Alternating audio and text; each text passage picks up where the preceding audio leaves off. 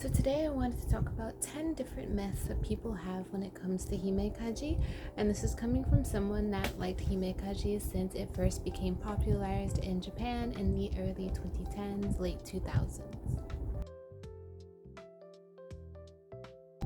So number 1, people tend to think that Himekaji requires the color pink, and that is mostly because of a combination of Pinterest and the fact that a lot of people into Himekaji love Neapolitan colors and just the color pink in general.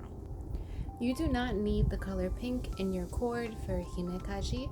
There's a variety of examples of how you can style clothing without it necessarily being pink, and there's plenty of Liz Lisa clothing from back in the day, which is basically the pinnacle of Himekaji, that are not at all pink. Number 2, you have to be blonde. So, this is a general misconception that comes with all gyaru substyles, period.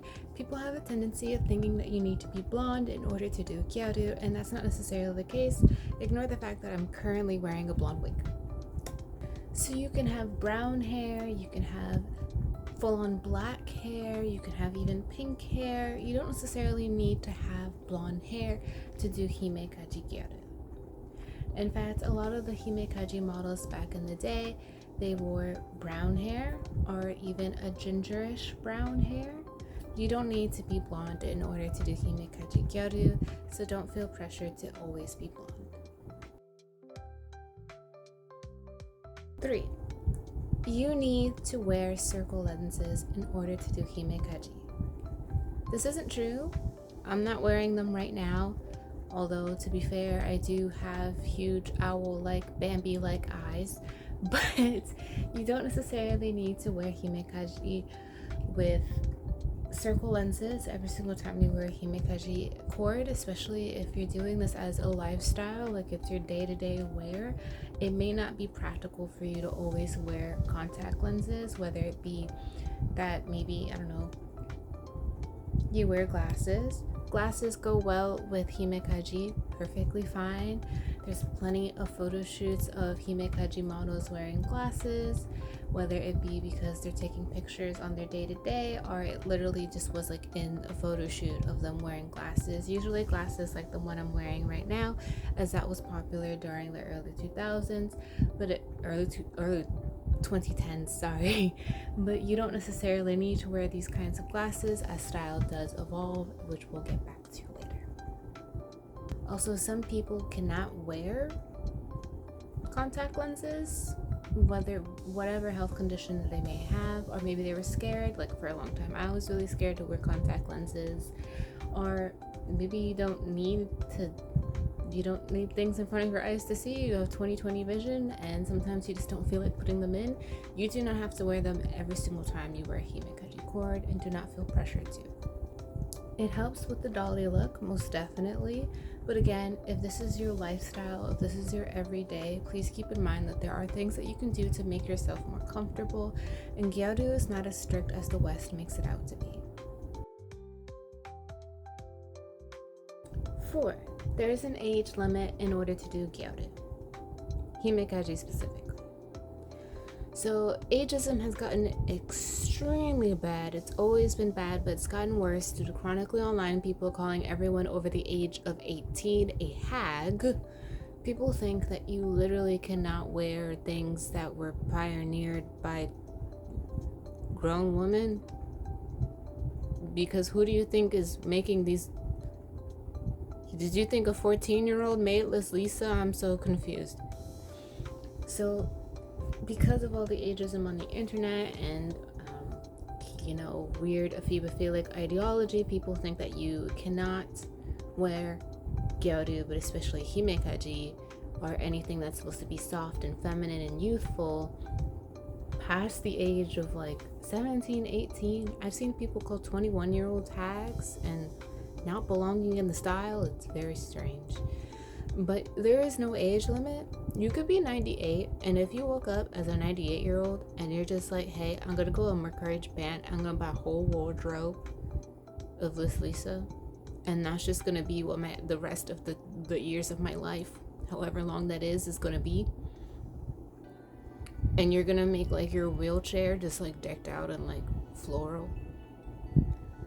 That would be the coolest thing. Like, don't let what. That is your prerogative. That is for you to do. That is what you want to do, and so you should do it because it makes you happy and it's not hurting anybody else. Don't let anyone tell you that you have to be a certain age in order to do himekaji. You can be 12 doing himekaji. You can be 92 doing himekaji. It really does not matter all that much. Not even a little bit. Not even a tiny bit. In fact, once you're a grown-up, you have grown-up money and grown-up decisions and grown-up prerogative and freedom, free will, and you can sit there and you can go on Mercari Japan and you buy what you want with your money. I don't have to ask my mom if I can go on Mercari Japan in the way that when I was a kid, I knew better than to even bother to ask my mom to buy me Liz Lisa, because there's no way this woman is going to buy me a $92 skirt plus like however much in shipping up the butt to send it to America, and she would have beat me with a plátano. That's not happening. So when you're older, you actually like, that's really when you're able to really dress the way that you want and have the money to dress the way that you want. Usually it's people that have more like financial wealth as like a family unit that get to start that early. A lot of the gyaru that you see in magazines where they're super young but they have like a bunch of Liz Lisa and Mars in their closet is because their dad is some super successful salaryman that like brings in the yen and throws money at their kids so they don't actually have to interact with them all that much. Or they're models and they were given the clothes. So do not feel bad because Yuki from Osaka is head to toe in Liz Lisa and she's only 14 or something. And you're reading the magazine and you're like, oh my god, open parentheses 1/4 close parentheses, how did she do that? Oh my god. So this style must be for 14-year-old. Her dad got a bonus this year. Like, do not.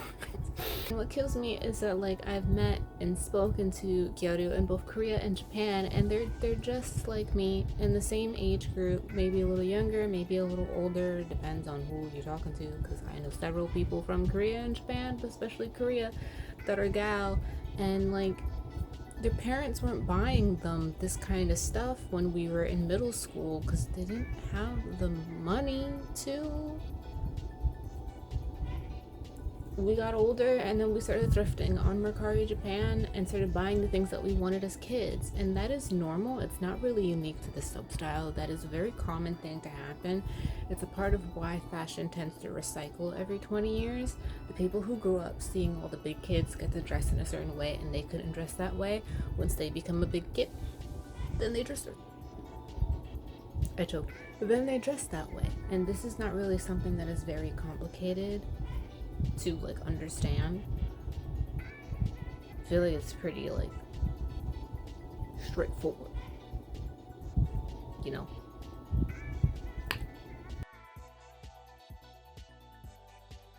Five, Himekaji just isn't gal enough, which is one of the most ridiculous things I've ever heard as someone who grew up with gyaru like in my life, because I've known of it since the early 2000s when I was a little kid on Al Gore's internet without any parental supervision because they were too busy going through a divorce. So I was on LiveJournal a lot. So this is a common misconception only in the West, not so much in the East. And it's mostly due to the fact that a lot of Western people seem to think that gyaru inherently has to be over the top, which is again not the case. Since its inception, that wasn't the case since the beginning of gyaru, that you have to be over the top. Again, this is a misconception, especially for people who were fed the whole kooky wacky Japan nonsense that was happening in the 90s and throughout the 2000s. They think that you have to be over the top for literally every Japanese fashion, and that is not the case. Because I grew up on LiveJournal and in the Gaia online forums and various other forums that my baby self should probably not have been on, and I watched people scan magazines as they were released. So I grew up with gyaru my whole life, and I'm telling you that like most of the time, especially for people who actually wear it, and it's not a photo shoot with models, like it's just their day to day. It is not as over the top as people make it seem. The over the top happened from time to time, but in between those times, people wore something more comfortable for their day to day, something that they could use to adjust for when they go to school or when they went to work, or if they're just walking around Shibuya with their friends and they don't feel like wearing 30 pounds of extension. Himekaji literally translates to princess casual. That is what Himekaji means. You're being a casual princess. So it's not exactly weird that you're being casual while wearing the sub-style. I know, crazy. Number 6. It hasn't evolved, and you need to dress like it's 2011. This has been the most absurd to me because I've said before, I grew up with Himekaji, I grew up with Gyaru period. I've liked Gyaru since before Himekaji became this huge thing, and liked it afterwards, so like I'm just kind of living in confusions. But Himekaji has in fact evolved and uses current fashion trends like Gyaru always has. It incorporates current fashion trends. So little like bloomer shorts and bubble skirts, and we've gone back to these little skinny scarves again, and those sorts of things. You most definitely can wear those things with Himekaji. The reason why you're not seeing it is because you can't time travel and have the models in 2011 wear it. And on top of that, if you actually like read those magazines, a lot of the things that those girls are wearing, what I just said, they're wearing things that are similar to it, not straight up it, but similar to it. Shorts with a lot of ruffles and skirts that are really flouncy and puffy and with a lot of ruffles. That's always been there. It's just the style has changed a bit because we're in a completely different decade and have been for almost half of a decade now. So of course it's going to look a little different because time passed. Yeah.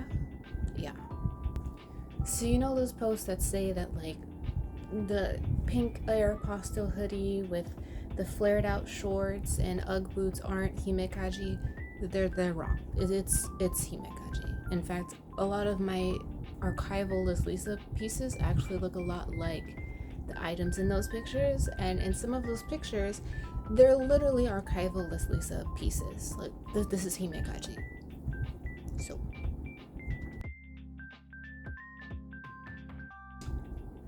Seven. You need heels. So people mostly think this again because people think that Gyaru is always over the top. Again, this substyle is literally called princess casual. You do not need heels every single time you wear Himekaji. You can wear it with heels, obviously. I literally own archival Liz Lisa heeled boots. I wear heels a lot. But there's times where I don't feel like wearing them, especially if I'm wandering around Shibuya going from Harajuku Station all the way to Shibuya Station because yes, I have it memorized in my head by heart. That's how many times I have done it. I kind of want to wear something more comfortable if I'm going to spend the entire day walking around, or even maybe, I don't know, I had a whole week of work and I just don't, my legs be legging and I don't want to leg anymore, but I need to go places and my legs are a form of transportation that is attached to my body. So usually a lot of the time you see them wear Uggs. Liz Lisa even did their own version of Ugg boots at one point. You can also wear sneakers. I wear my limited edition, not limited edition first, well, how do you define limited edition? Limited to Japan Converse, the pink Converse that have like the heart patch. I have those and I wear those all the time with Himekaji, and usually I wear them with like little ruffle socks so that the ruffles come out from the top. You can also wear flats. Don't let anyone tell you can't wear flats. Only listen to me. Number 8. Pop Teen is your only source of inspo. It's really not. So a lot of people think that Pop Teen or old Liz Lisa catalogs are literally your only sources of information when it comes to Himekaji. And again, Himekaji has evolved since then, so to only stick to that, I mean, of course, if you want to do Heisei, like pure Heisei Himekaji, you go for it. But to think that you're only restricted to that would be false. So if you actually have an eye for Himekaji and you learn more and more about Himekaji, you can find Himekaji inspiration outside of that. Like, so for example, a lot of Girls' Generation photo shoots are actually really good inspo for Himekaji, along with Kara, because at that time, these Korean companies were taking a lot of aesthetics from Japan. Honestly, they still are, and applying it to their groups. So they were looking at Pop Teen, they were looking at Liz Lisa, they were looking at Cecil McBee, and they were applying it to these K-pop groups. This ultra frilly, girly, hyper feminine, cutesy, but casual at the same time, because they still got to be able to dance around type of a look, is 110% something that you can find in second gen K-pop. On top of that, again, if you have an eye for it, if you see, I don't know, Current Hollister has a lot of really cute pieces. I'll get back to that later. And just in general, if you have an eye for it, then you know it when you see it and you can apply it to yourself. Number 9, you need straight long hair in order to do Himekaji. So this is a common misconception in J fashion, period. Not just Gyaru, but J fashion, period. Mostly because people are looking at pictures of a bunch of Japanese women and like, no duh, they have straight or slightly wavy or curled with the curling iron hair. There are some Japanese girls that are born with kind of curly hair, depending on what region they come from, because there's like the overarching Japanese ethnicity and then a whole lot of identity politics that go in a whole other conversation. But there are some Japanese people that are born with kind of curly hair. But like for the most part, of course, in magazines you're seeing Japanese people with bone straight hair, or they have curled with the curling iron hair. So people have this misconception that you need to have that kind of hair in order to read or be seen as Gyaru, and that is not true. So if you go to my Instagram, you can see plenty of pictures of me with my natural curly type 3 afro textured hair, wearing Himekaji, and I read as Himekaji. I'm walking around in Tokyo and people are going, oh, Gyaru, Gyaru, Gyaru, every 5 seconds. Like, they still recognize the fact that, like, hey, that girl is wearing Himekaji, she's wearing old Liz Lisa, she's clearly gal. Don't feel pressure to constantly hide your hair under a wig. And of course, wearing a wig is not inherently hiding your hair. I'm literally wearing a wig right now. A lot of times I'm wearing a wig mostly because I want a different hair color, or maybe I just don't feel like having curly hair that day and I want to switch up the hairstyle a bit. Or maybe it's too cold or too hot for my hair and I don't feel like having to cut off a bunch of split ends by the end of the week because my hair is getting all brittle from the weather. Because welcome to protective hairstyles. And clearly this is not just applying to people who are black like myself. It also applies to plenty of people who naturally have curly hair who aren't even black. You don't have to hide your curly hair in order to be Himekaji. You can wear your natural hair, I promise. And I know that sounds kind of spooky, kind of scary, because this community is known for not being very welcoming to anything that is Afrocentric on a black person, or anything that is adjacent to that, because sometimes they're super mean to people who aren't even black that have their natural curly hair out. It's weirdness, it's madness. But welcome to bigotry. Do not let those freaks of nature scare you out of being comfortable with just wearing your hair curly. There's so many different curly hairstyles that actually do apply to Himekaji. I'll put some here.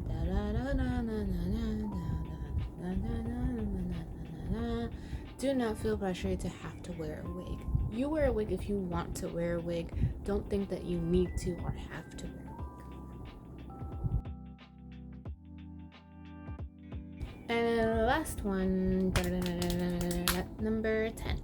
So people tend to think that you need Lisa, in order to wear Himekaji. And I want you to look me in my big, brown, beautiful eyes and hear the fact that that is not true. It wasn't true back when Lisa was the pinnacle of Himekaji, and it's not true now. You don't need Lisa, and I know that. I know.